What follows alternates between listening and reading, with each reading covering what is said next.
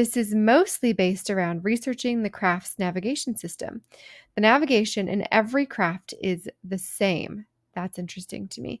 The craft use a Hey, system that Unexplained ones originally is befuddled generations. sorry about that. What are you doing to me? How rude, as my children would say. Is it just your paper? You're setting your paper down and it's turning your voice off? Yeah, my thumb's hitting the button when I move my paper. Just a cruel joke you're playing on me. Okay. The craft use a system that originally befuddled generations of researchers, but it's essentially a 3D diagram algorithm. Yeah, that could be a I've never heard. typo. I'm not sure what that is. Okay. It finds points around the craft and chooses the most efficient possible route through space-time to get to that point. Gosh, this sure sounds like what we were talking about last week with CERN. Yes, definitely does. Some of the parameters it uses to gauge efficiency are totally unknown to us and are a serious point of contention. It's not autonomy, but rather obstacle avoidance, not unlike what you would see in a self-driving car. But the self-driving car could go through air, space, and water without worrying about what medium it's in. Additionally, the algorithm maybe Right. accounts for the craft's place in time. I don't think this means that the craft time travel in the way we think they can, but rather go so fast that they experience dilation and can hit objects in the future and potentially past at their target destination. It's possible they do this on purpose sometimes, which makes me think about a plane that went missing several years ago. I don't know much about the internal programming of the computer or how it actually does any of this. There are a few senior scientists that hold that information dear. One of them jokingly refers to it as IAC or 1AC, IAC, as in C for NHI. I'm going to have to break that one down later. I don't understand. I know that he doesn't work with a computer, only a pad of paper and pen. Although the algorithm is extremely effective, nuclear explosions in experiments somehow interfere. You don't say, with this navigation. Craft particularly avoid Diablo Canyon, even if we put something they really want there. They mostly avoid previous crash sites as well.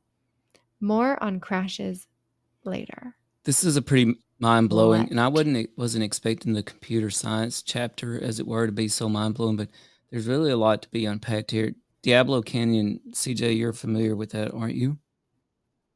Wow, No. so this is I suppose it's California's only nuclear plant or nuclear production facility in Diablo Canyon.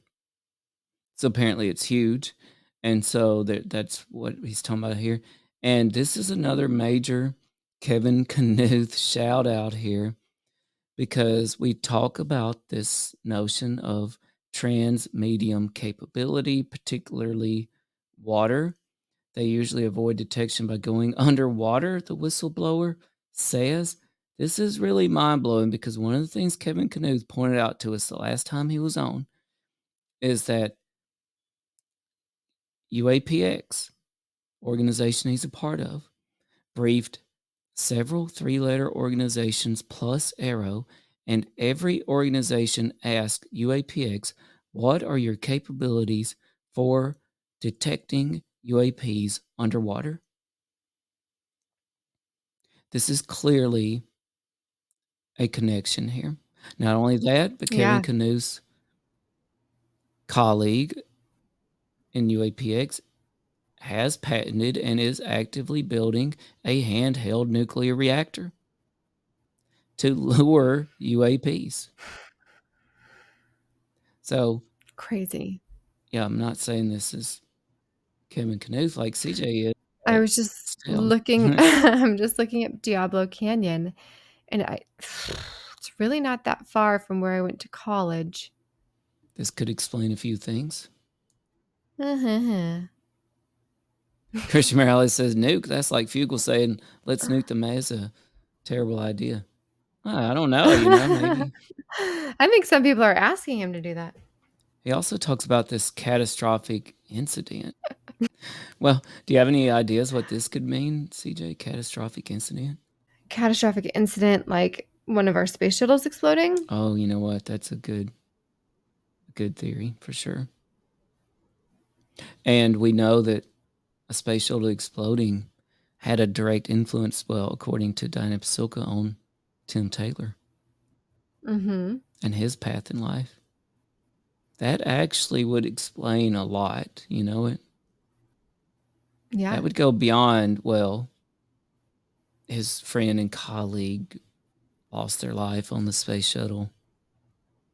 Well, if UAP were somehow involved in that, that would explain Right. a lot about Tim Taylor. It's equally difficult to wrap your mind around this notion of traveling through time and hitting things. And by the way, you're going to get us in trouble tonight, CJ. One, you might have outed Kevin Knuth as the Reddit whistleblower. No, we're kidding, probably, folks. But two, you brought up MH370.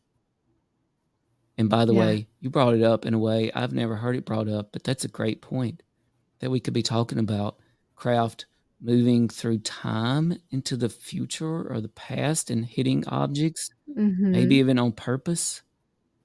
That's pretty interesting. What happens when you do go through time and come back out and hit something? And Back to the Future, it just crashed, right? Like, whoops, we hit a billboard, Right. wasn't there? I mean, you have to wonder if like intelligence from the future knows that somebody on these particular aircraft, space shuttles, what have you, are going to change history for the worse. And so they go back and take them. I don't know. That's a terrible thing to say. Yeah, right, listener. I'm going to redact that statement.